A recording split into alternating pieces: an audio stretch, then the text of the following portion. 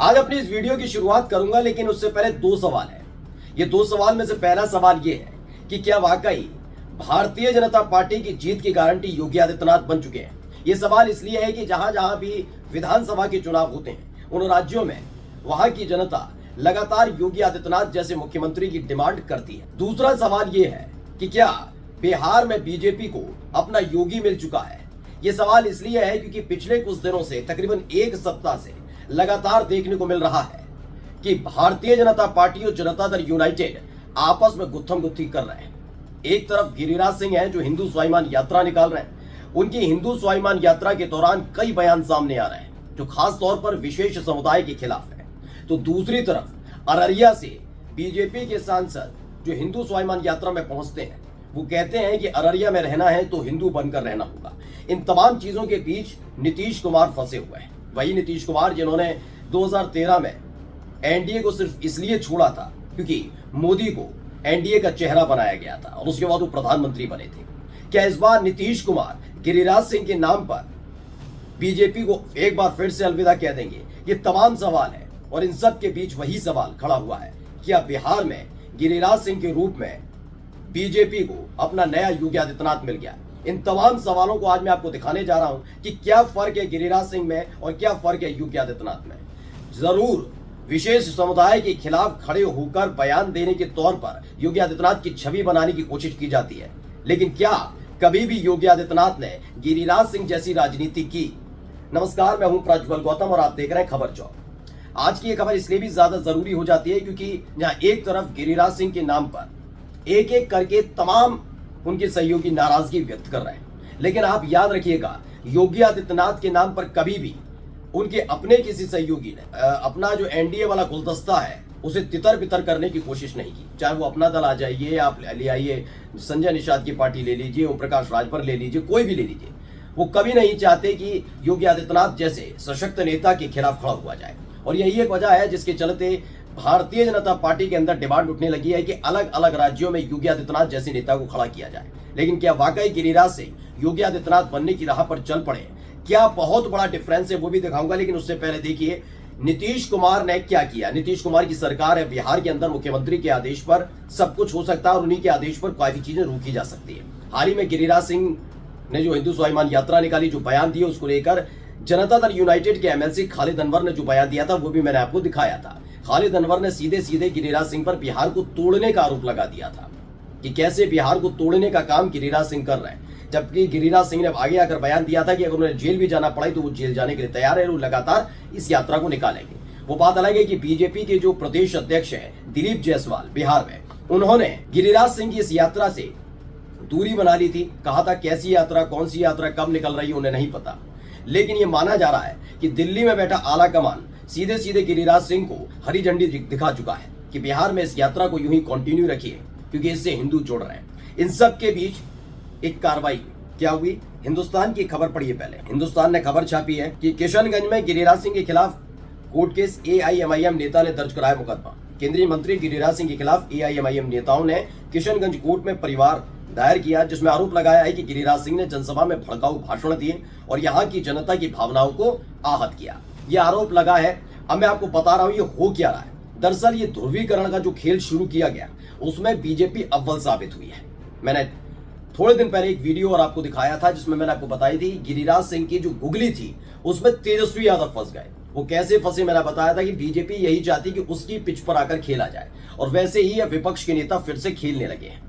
याद होगा आपको, पहले योगी आदित्यनाथ का बयान, फिर मोदी जी का बयान, दोनों का बयान कि कटेंगे तो पटेंगे, और फिर अखिलेश यादव को आकर भी पीडीए को एकजुट करने के लिए कटेंगे तो पटेंगे जैसे नारे देने पड़े। यानी मोदी की पिच पर, बीजेपी की पिच पर, योगी आदित्यनाथ की पिच पर आकर खेलना पड़ रहा है विपक्ष को। और यही काम बिहार में हो गया, जहां एक तरफ हिंदू स्वाभिमान यात्रा निकल रही है हिंदुओं को एकजुट करने, जैसे लव जिहाद की बातें, बांग्लादेश घुसपैठियों की बातें, कई बातें हो रही हैं, कई बयान भी दिए जा रहे हैं। इन सब के बीच तेजस्वी यादव का ये बयान आ जाना है कि अगर मुसलमानों के खिलाफ कुछ हुआ तो वो डटकर खड़े रहेंगे। ये बताता है हिंदू मुसलमान के बीच की एक लकीर खड़ी हुई है और साफ जाहिर हो गया है कि हिंदुओं के साथ कौन खड़ा है और मुसलमानों के साथ कौन खड़ा है। यानी जो गुगली फेंकी गई गिरिराज सिंह की, वो तेजस्वी यादव उसमें फंस गए। फिलहाल ये मामला अब जब दर्ज कराया गया एआईएमआईएम के नेता की तरफ से, तब गिरिराज सिंह की पॉपुलैरिटी और ज्यादा बिहार के अंदर बढ़ रही है। कि कैसे हिंदुओं को एकजुट करने वाले नेता के खिलाफ कार्रवाई हो रही है। इसमें नीतीश कुमार कैसे फंसे हैं वो भी मैं आपको दिखाऊंगा और दिखाने जा रहा हूं। देखिए, इसमें लिखा है न्यूज 18 की खबर में, गिरिराज सिंह यूं ही नहीं गरज रहे, क्या बीजेपी तैयार कर रही बिहार में योगी जैसा फायर ब्रांड नेता।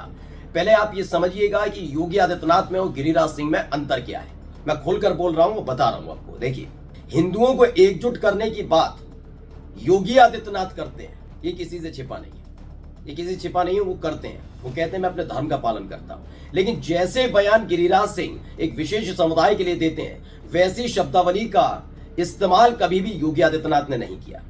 याद करिएगा 2017 में जब वो मुख्यमंत्री बनने वाले थे, उससे पहले लगातार कई इंटरव्यूज उनके हुए थे। उस इंटरव्यूज में कई सवाल उनसे पूछे गए और उसके बाद भी पूछे गए थे, जिसमें उन्होंने बार बार बताया कि जिस गोरक्षधाम पीठ से वो आते हैं, वहां मंदिर में जाकर, गोरखनाथ मंदिर में जाकर देखा जाए, कई मुस्लिम दुकानदार भी इस वक्त गोरखनाथ मंदिर में अपनी अपनी दुकानें लगाकर बैठे हो, जिससे उनकी रोजी रोटी चलती है। कई जगह यह भी देखने को मिला कि वो मुस्लिम परिवारों के लिए काम करते भी नजर आए।